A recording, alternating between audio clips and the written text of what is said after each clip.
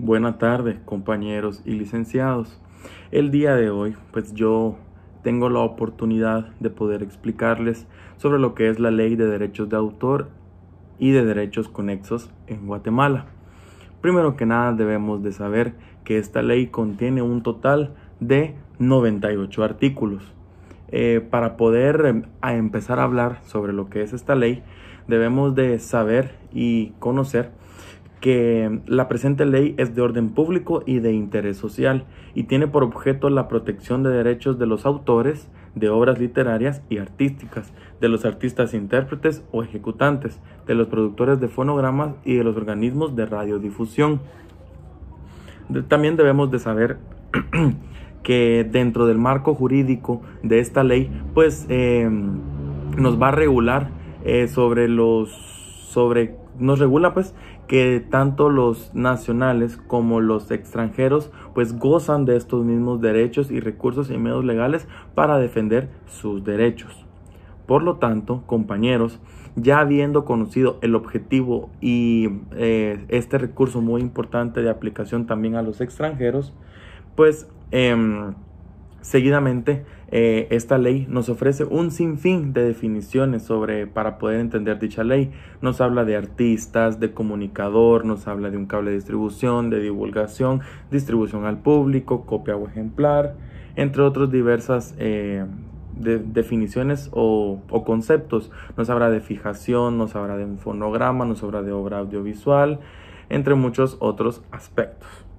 Ya habiendo conocido pues estos puntos relevantes, nos vemos ya en la obligación de poder conocer otros aspectos, de los cuales vamos a ir paso a paso. Por ende, compañeros, cierta ley se subdivide o pues trata de explicarlo a manera de cada uno. Por ejemplo, tiene su propio título de derechos de autor, donde hace referencia al sujeto, donde pues aquí únicamente lo que hace es que nos va a establecer a qué se le entiende por autor, y pues sabemos que esta es la persona física que realiza la creación intelectual. Para que puedan comprender un poco mejor y para que vayamos adentrándonos con este tema, les pongo un ejemplo. Para no ondear en marcas que ya existan o en derechos de autor, podemos establecer que vengo mi persona y pues creo un teléfono. Creo el teléfono de marca Titus, pongámosle un ejemplo.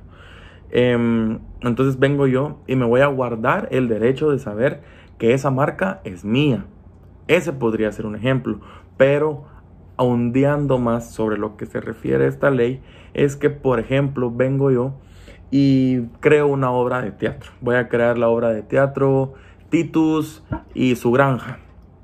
Entonces, yo voy a tratar de reservar el derecho de creación y de autor por mi persona sobre la creación de la obra que yo estoy haciendo, que yo propuse, que yo ejercí la manera y forma intelectual de hacerlo.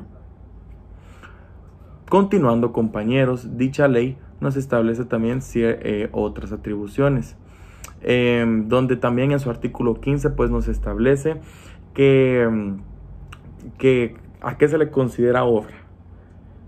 Se le va a considerar obra a las expresadas por escrito, a las composiciones musicales, a las dramáticas, a las coreografías, a los audiovisuales, a las bellas artes, a las arquitecturas, a las fotografías y a las expresadas por un procedimiento análogo a la fotografía.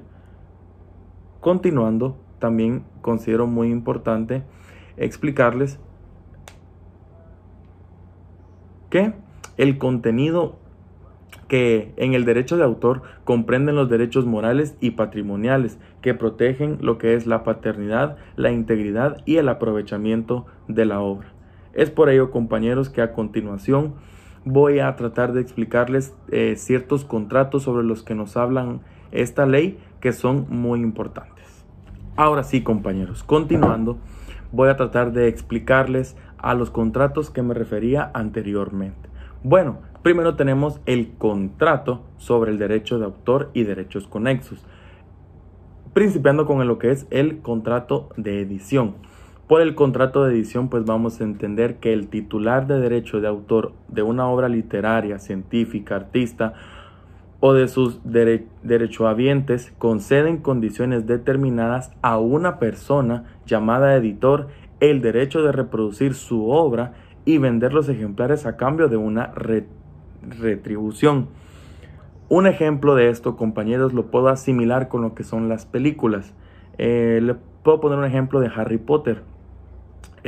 Si han sido conocedores pues de la obra Harry Potter, en Alemania pues primeramente lo escribió, ahorita pues olvidé el nombre de la editora, pero fue una persona quien escribió las obras de Harry Potter y luego vino Warner y pues le compró esos derechos a ella.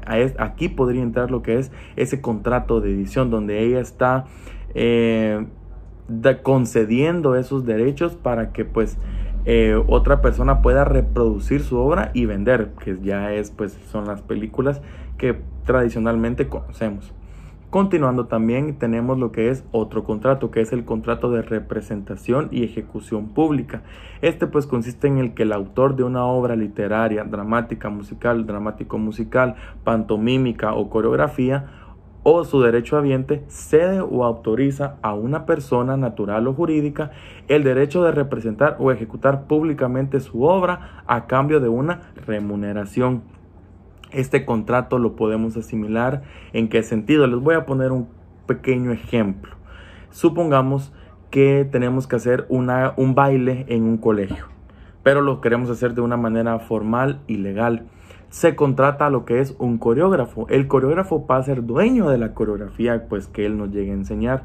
Entonces, a cambio de una remuneración que le vamos a pagar a él para contratarlo, para que nos enseñe a cómo bailar, a cómo movernos, dónde ponernos, pues nosotros ya después vamos a poder presentar esa coreografía en el colegio.